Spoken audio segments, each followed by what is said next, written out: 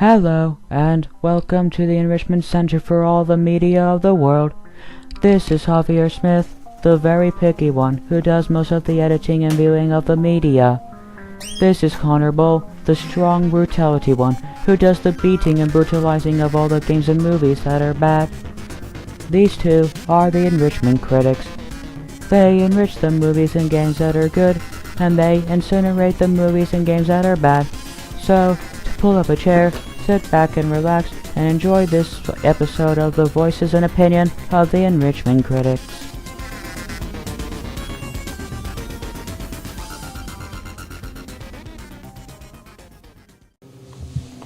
Hello fellow Enrichment watchers, and welcome to another video by the Enrichment Critics. Today is a slightly new one for you today.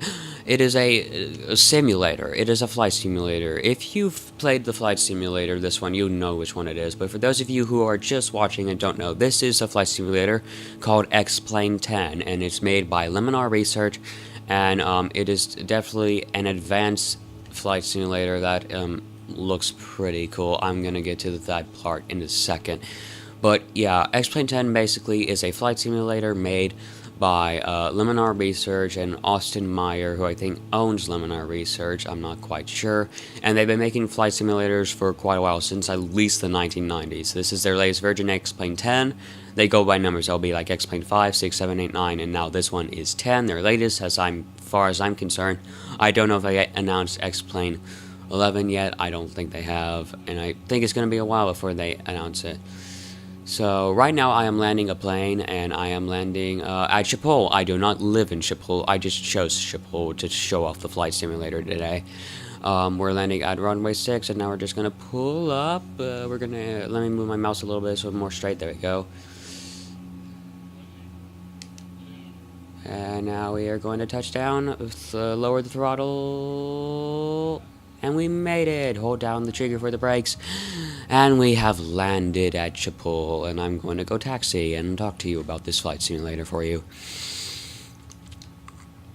Right, so today I'll be just giving you my impressions and my things about Flight Simulator. I love flight. I have like a ton of RC planes, and I know quite a bit stuff about flight. Oh my goodness, that was a mistake.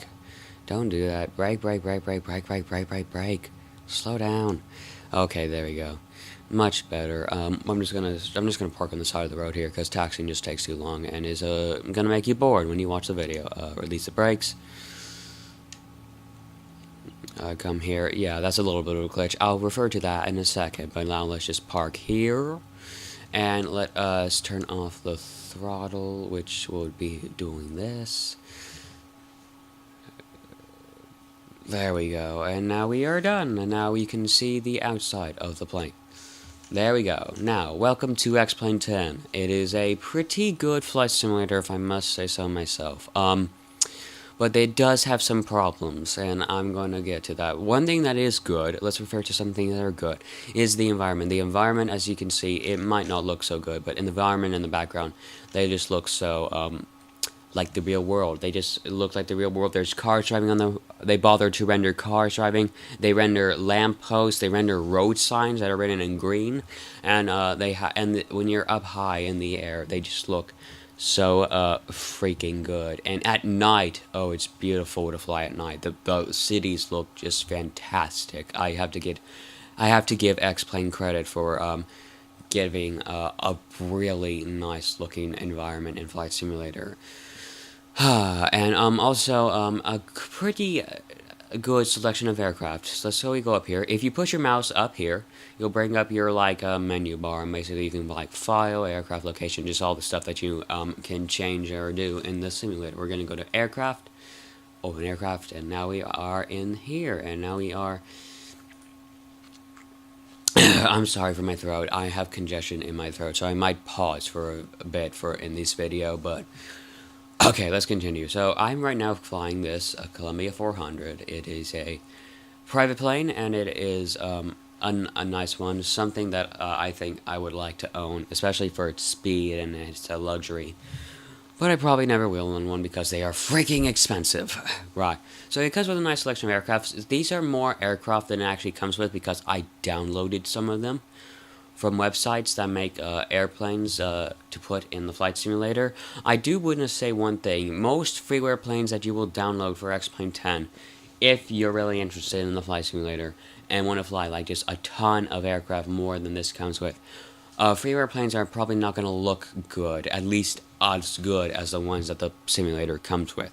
I recommend that you buy them. Now that might seem a little crazy, like why would I pay for a plane that's just for the simulator? Because they look so freaking good and they look so freaking real. And freeware planes, like I said, they don't look like good at all.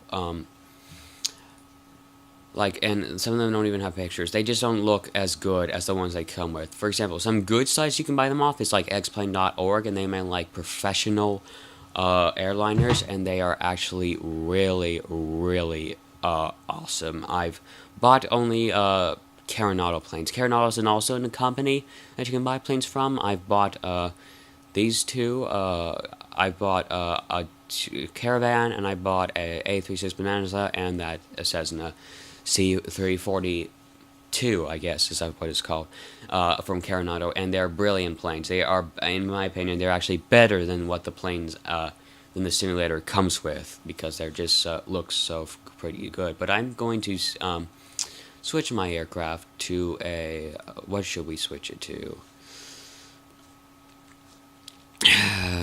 Let's switch it to the default heavy metal plane, which is the Boeing 747 United. Ta-da! Open this aircraft, and now we're gonna load it back on here. Also, something else that is good about the planes is that they fully render the planes like inside and out. The planes look really good, and on the 747, you can actually see the heat exhaust coming from the back of the engines. You know, that heat that like comes up from the road that makes everything in it look swiggly. You can actually see the heat come from the engine, and it is actually pretty freaking awesome. So let's get an outside view. There we go. As you can see, if you can see there, see right there where my mouse is pointing, there's it's a heat exhaust. It's awesome. It's awesome. And the plane looks amazing. Look at the windows and stuff. But just one thing that you want to know, this is not actually fully maxed out graphics, because my computer cannot handle it, at least well anyway. It can, but just it will play it at very slow frame rate, and that I just don't want to show a video off of, because slow frame rate is a boring video. So I recommend that if you're gonna get X-Plane, you need to have a powerful PC. And I mean, I have a NVIDIA GeForce GTX 770 for a graphics card and an i5 processor. I know there's a ton of i5 processors. I don't know which one exactly, but I just have those two things, and it runs at like 10 to 5 frames a second maxed out at a populated area. So if you really want a good experience from this, you need a high powerful PC in order to play this. In fact, I really suggest you do get one before you buy this, because this won't even work on my laptop, and my laptop's not high performance, but it just won't run. Bottom line, just get a high performance computer before you get this.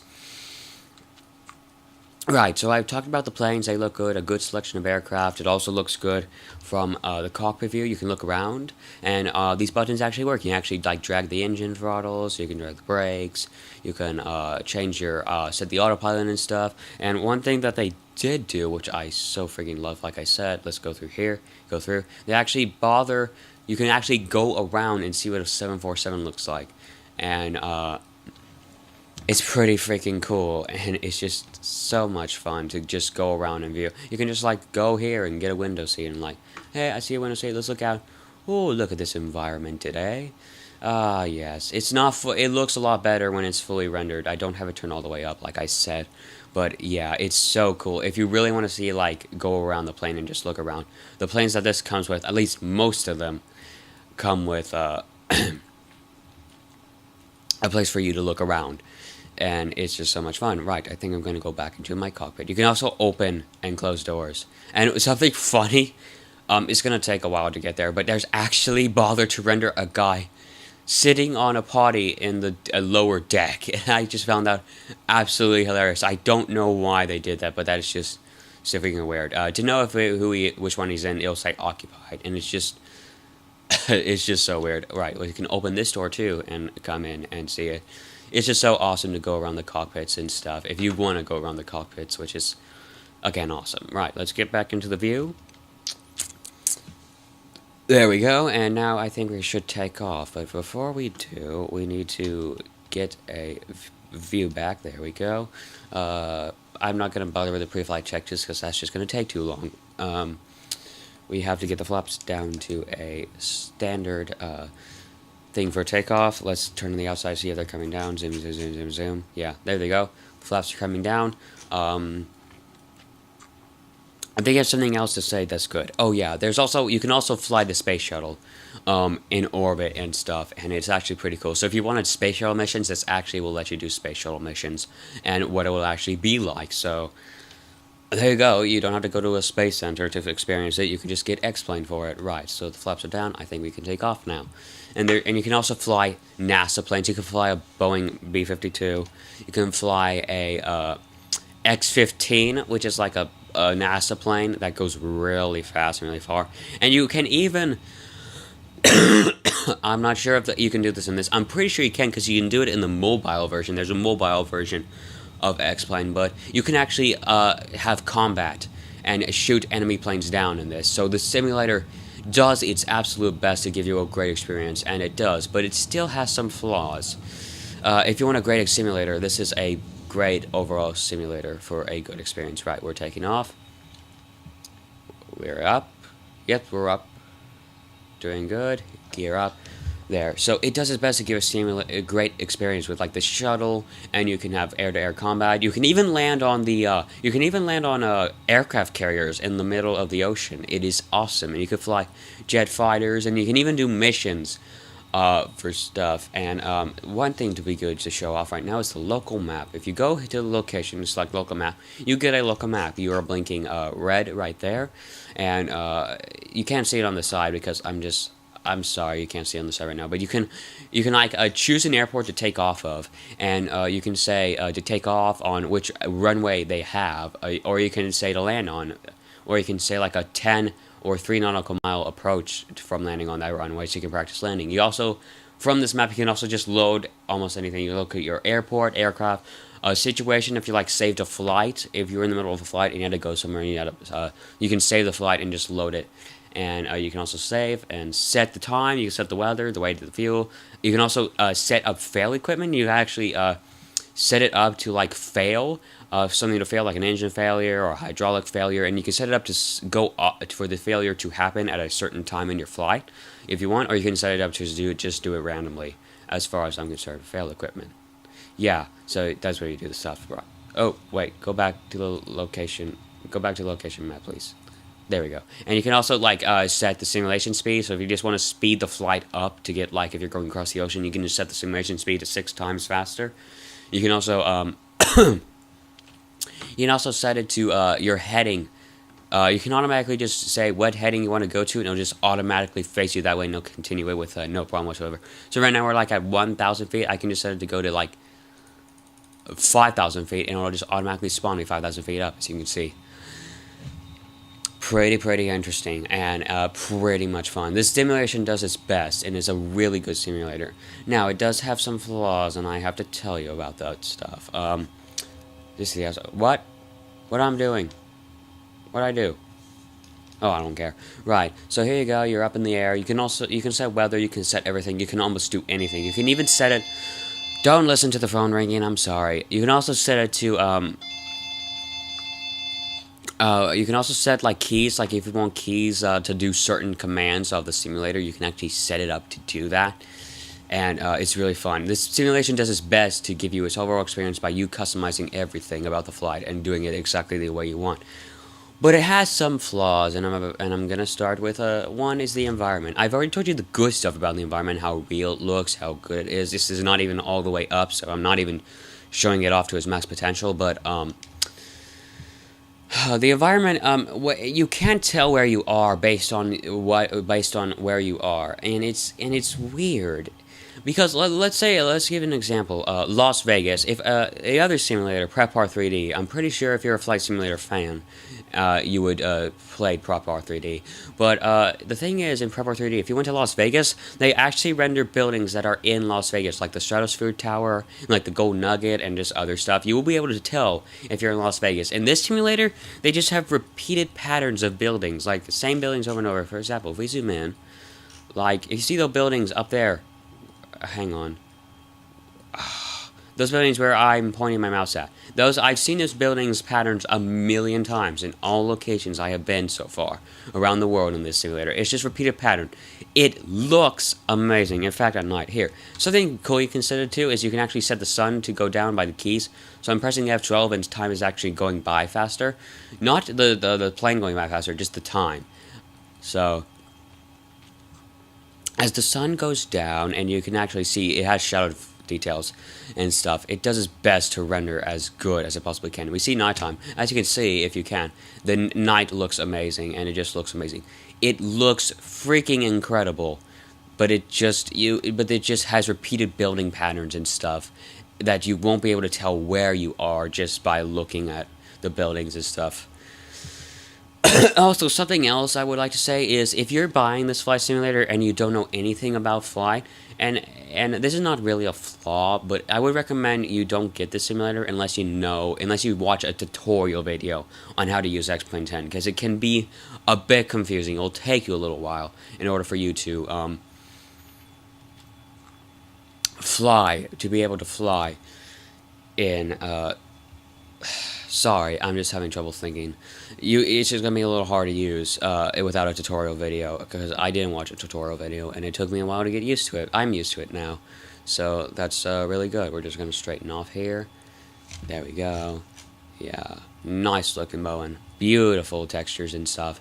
Another flaw that this simulator has is that when you want to go to an airport, whoops, that's not the right thing. Hang on.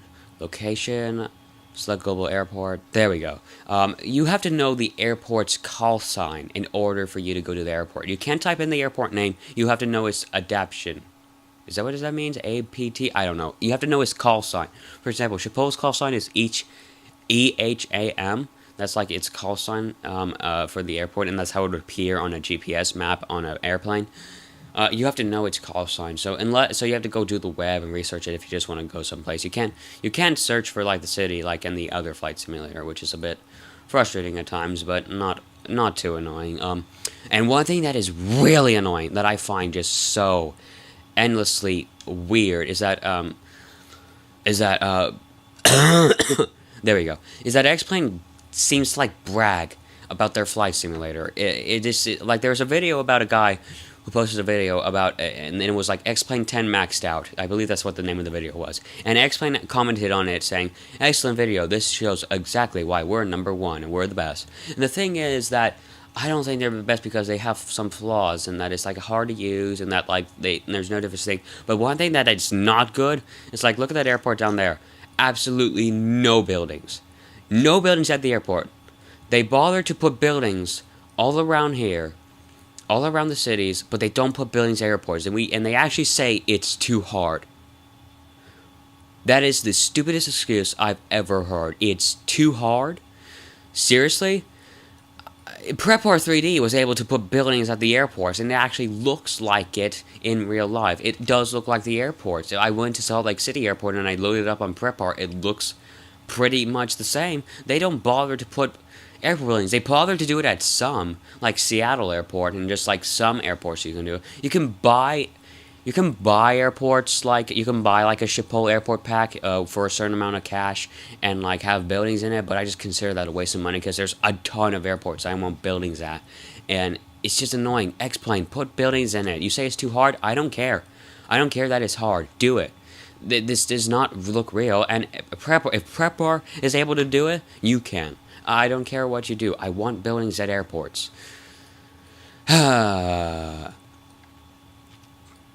Right, so I did a pretty good idea of this showing off an X-Plane. I think what we're going to do, just to finish this off, is show you just a little bit of more of the stuff. You can set data input, net controls, joystick equipment, like I said, operation warnings. You can do almost anything with this simulator. do a ton of stuff with it, and it's just wonderful. So where would I put this? I have to rate this in my rating system, of course. Sorry, pause for because of my throat. We have the I think we should put this like. I decided to make a new rating system for games and simulators. I would by rating them by price. Like, should you buy it at full price, or should you buy it like at half price, or a little less than half price, or maybe almost full price? I just do it by. I rate my. I'm gonna from now on rate my games and simulators by doing pricing. So this was $80. So if I were to say, I would say X-Plane if they fix the stuff, and I would say that if you're really interested in flight simulation, and if you're really interested in learning how to fly, and if you want a good-looking flight simulator, like I said, unbelievable looking, looks so real, even though you can't really tell where you are with the buildings, and if you really and if you're just like I said, if you're really interested in flight, really want a good flight simulator with a really realistic looking and other stuff, and also if they fix some of the stuff, like the airport buildings and stuff, and make it maybe a little easier, I would say X-Plane 10 is definitely worth buying at full price. In fact, if you're really interested in flight, I would say it's worth buying full price anyway, the X-Plane 10. If you're just want to do it for fun, for just like a gaming video, you're not a flight person and just doing that, I would say buy X-Plane 10 at half price, because usually they don't like to deal around with all the stuff they have to learn with it unless they really want to. So I would say for gamers that just want to do it for fun, I would say half price, but if you really want to learn how to fly, this is definitely worth full price. So there you go. That is a basic look and outline of X-Plane 10. I'll probably post a little more about this flight simulator because there's just so much to show more off, but that's going to take forever to show off in one video.